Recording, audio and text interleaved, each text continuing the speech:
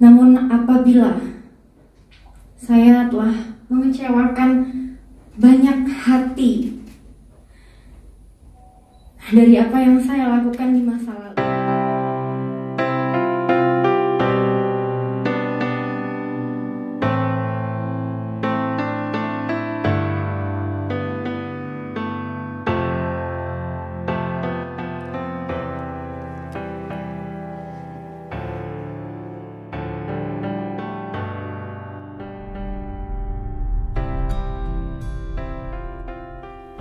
termasuk yang akan kemudian menyaksikan dan mendengarkan saya, baik secara langsung maupun tertunda. Izinkan malam hari ini, dengan segala kerendahan hati saya, untuk mengucapkan permintaan maaf yang sebesar-besarnya kepada seluruh masyarakat Indonesia, seluruh pihak yang terkait, khususnya kepada keluarga besar saya, sahabat, teman-teman, orang-orang yang mengasihi saya, partner kerja, dan semua pihak yang telah menaruh kepercayaannya kepada saya atas apa yang telah saya lakukan, yang bukan menjadi sebuah contoh yang terpuji yang bisa kalian harapkan dari seorang saya, Gisela Anastasia.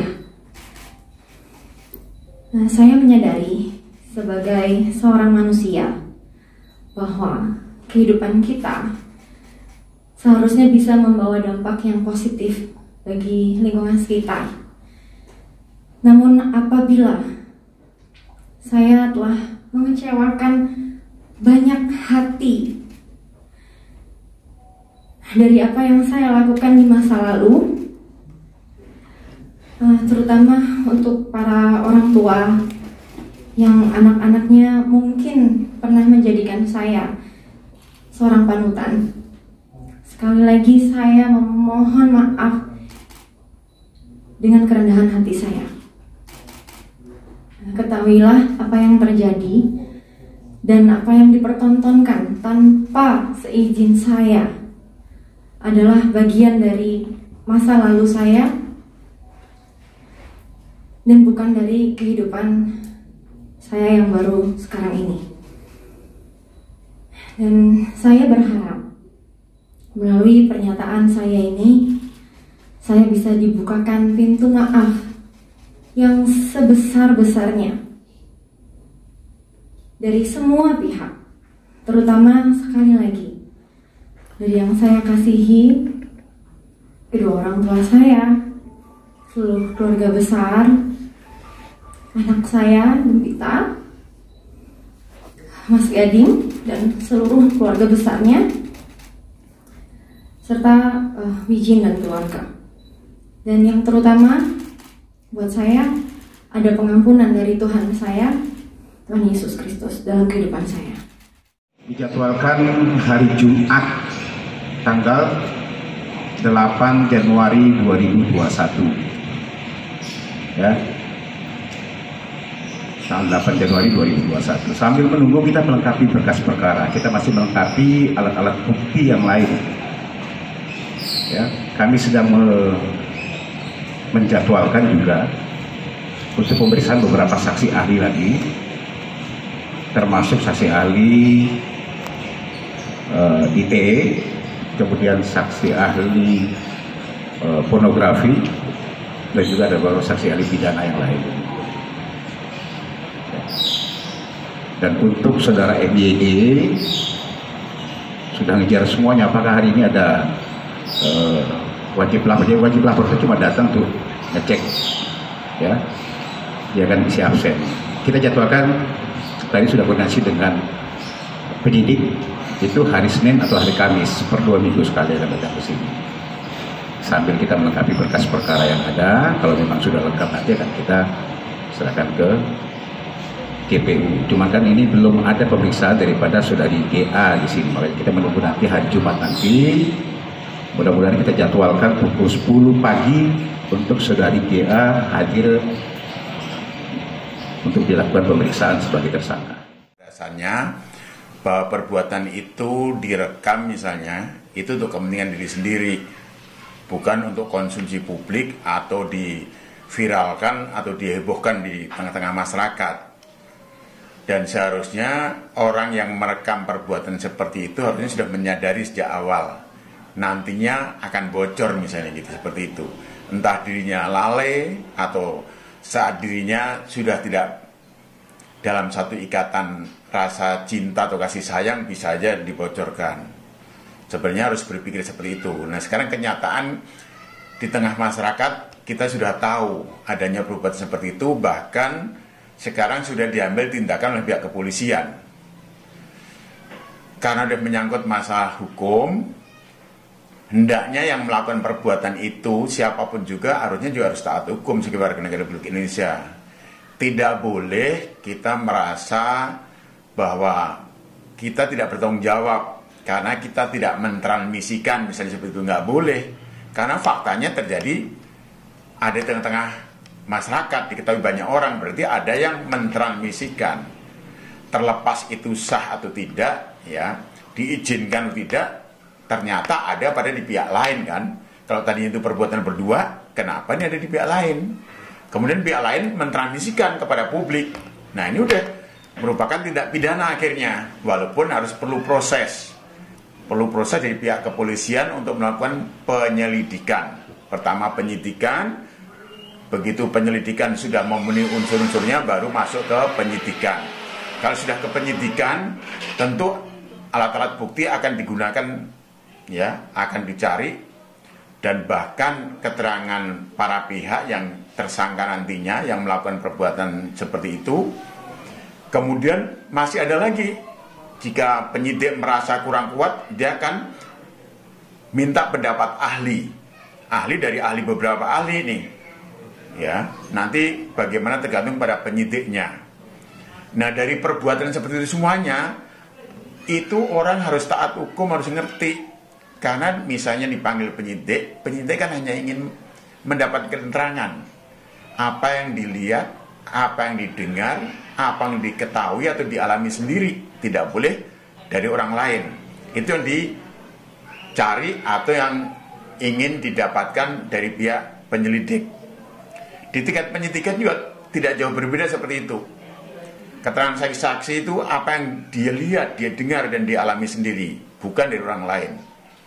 Setelah itu baru dari orang-orang yang ditetapkan sebagai tersangka nantinya setelah gelar perkara.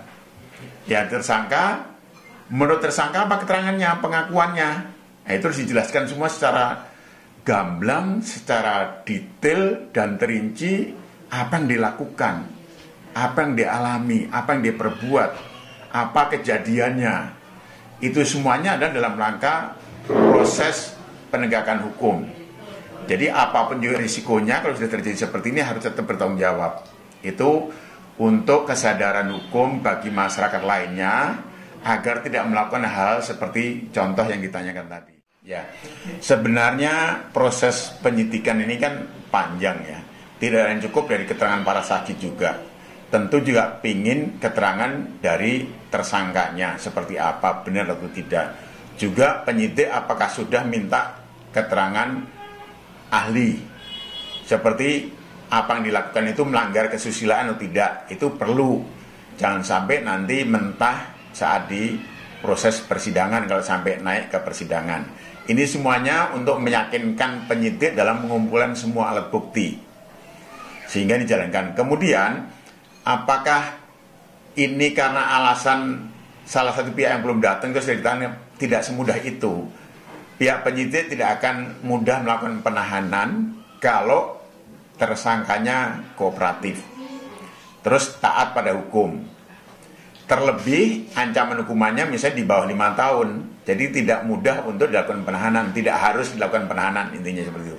Kecuali mempersulit jalannya pemeriksaan, mempersulit penegakan hukum yang harus dilakukan oleh pihak kepolisian sebagai penyidik. Nah, ini penyidik kepolisian punya hak diskresi untuk melakukan penahanan Misalnya dipanggil 2 kali nggak datang juga tanpa ada alasan. Polisi sebagai penyidik boleh melakukan tindakan penangkapan. Jadi tindakan penangkapan kepada orang yang telah diundang atau dipanggil tidak mau datang 2 kali misalnya. Itu boleh melakukan itu. Atau juga bisa sebagai tersangka dipanggil 2 kali, tidak datang, tidak memberikan alasan karena sakit atau karena alasan apa misalnya. Itu polisi boleh menangkap dan setelah memeriksa memang unsur pidananya ada, pemeriksaan belum selesai dan dikhawatirkan dia akan melarikan diri atau akan menghilangkan barang bukti, boleh punya diskresi untuk menahannya seperti itu. Jadi tidak setiap kasus harus dilakukan penahanan. Sepengetahuan saya seperti itu dalam prakteknya. Cuma saya sebagai advokat menghimbau supaya masyarakat jika ada permasalahan hukum supaya taat hukum. Kenapa? Kalau cepat datang memberikan keterangan sedih selesai, tidak mempersulit penyidik, dan tugas-tugas penyidik kan tidak hanya kasus ini aja, masih banyak kasus-kasus lainnya. Dan kita sebagai orang yang diperiksa itu begitu kita hadir selesai lepas sudah, nggak menjadi beban pemikiran lagi dalam kehidupan sehari, mestinya begitu gitu. Tapi masing-masing orang kan punya pendapat sendiri atau mungkin punya strategi sendiri, kita belum tahu. Tapi mau punya seperti apa strateginya, penyidik itu banyak cara-caranya karena memang penyidik sudah mengikuti pendidikan serse dan proses penyidikan sama ilmu penyelidikan dan penyidikan itu udah khatam beli itu tuh, udah tahu tuh. Untuk bertanya aja satu pertanyaan yang ingin dicari itu bisa dengan 6 atau 7 pertanyaan. Itu penyidik itu sudah, itu mesti hukumnya dilakukan seperti itu gitu, seperti itu. Jadi nggak boleh main-main, mau berdalih seperti apa begitu di hadapan penyidik akan diuji, akan ditanya secara intensif. Yang hanya ingin mencari satu kata-kata misalnya membenarkan atau mengiyakan atau melakukan iya atau tidak, itu ada 7 pertanyaan yang bisa berkembang lebih jauh lagi. Itu seperti itu. Jadi orang jangan berasumsi gampang, nanti aja, tidak gitu. Jangan sampai dianggap kita mempersulit. Sayangnya seperti itu aja. Kita harus tertib hukum karena kita hidup di negara hukum seperti itu. Paling tidak itu pasal 27 ayat 1 yaitu Undang-Undang ITE ya, Informasi dan Transaksi Elektronik. Itu kalau mentransmisikan atau menyebarkan ya atau memposting bahasanya hal-hal yang bertentangan dengan kesusilaan itu di situ. Ancaman hukumannya bisa 4 tahun ya. Dan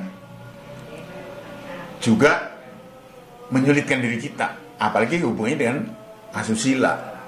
Image masyarakat tuh ngeri lah pokoknya gitulah. Perbuatan yang seperti itu yang sangat pribadi sekali dan itu dibenarkan oleh hukum kalau memang ada hubungan hukumnya secara sah.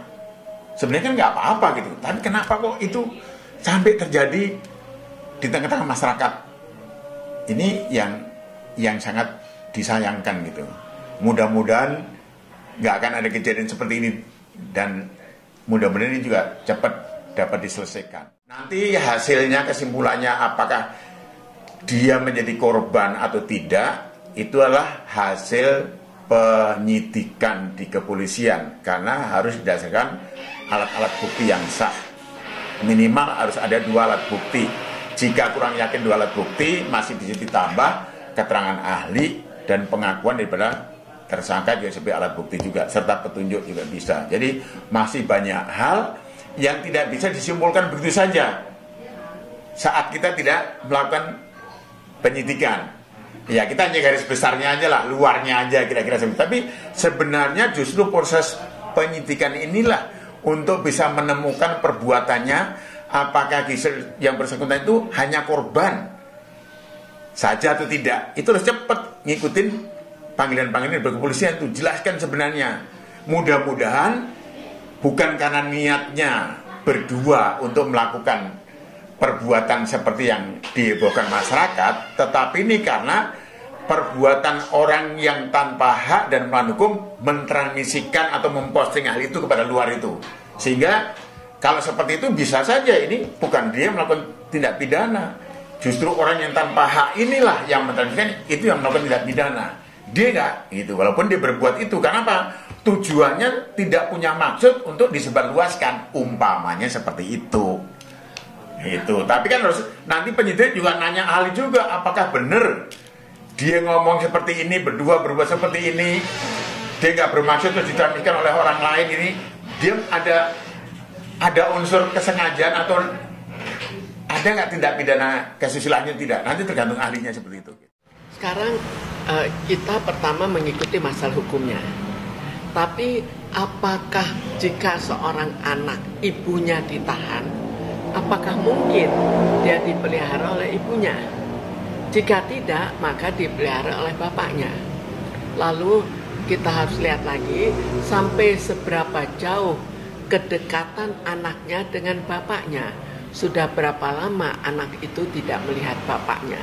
Apakah sering bertemu dan anaknya juga senang ke bapaknya, atau anaknya terlalu dekat dengan ibunya dan jauh dari bapaknya? Kita harus melihat dari beberapa segi. Pertama, dari asuh sehari-harinya. Dia diasuh oleh siapa, cocok atau tidak, yang mengasuh itu cukup baik ke anak ini atau tidak. Kemudian kita lihat lagi dari segi sekolahnya. Di sekolah, apakah dia dibuli-buli? Karena seringkali mereka juga dibuli-buli. Lalu belum di lingkungan tempat dia bermain, apakah akan dibuli-buli? Karena buli-buli ini pengaruhnya lebih berat daripada sekedar misalnya bab ibunya yang biasa tidak di tempat, akhirnya kurang bertemu dengan anaknya. Ya, ibunya harus memberikan pengertian bahwa ya barangkali anak seumur itu belum tentu bisa diajarkan segi seksnya kan, tapi kita ya barangkali diberitahukan ibunya melakukan suatu kesalahan, tapi anak itu tetap akan bertanya. Tapi kalau anak 5 tahun kan belum terlalu jauh pertanyaannya. Jadi ya tinggal bapaknya bagaimana memodifikasi kata-kata untuk ibunya ini. Jelas untuk GA supaya tetap menyayangi anaknya, dan juga orang-orang yang biasa mengasuh anak itu kan dia tidak seorang diri di rumah. Yang lain juga harus ikut berpartisipasi untuk mengasuh anak itu dengan baik. Dan bapaknya supaya memberikan perhatian pada anak itu, karena bapaknya sangat mungkin tidak sehari-hari dengan anak itu. Jadi bagaimana bapaknya memberikan pengertian pada anak, memberikan perhatian pada anaknya, dan memberikan lebih sering berkomunikasi dengan anaknya. Jadi tinggal bagaimana kemauan dari orang tuanya untuk tetap mengasuh anak itu dengan baik, tetap lebih banyak mengajak berbicara, dan bukan membiarkan anak itu untuk nantinya melihat sendiri kejadian-kejadian yang terjadi.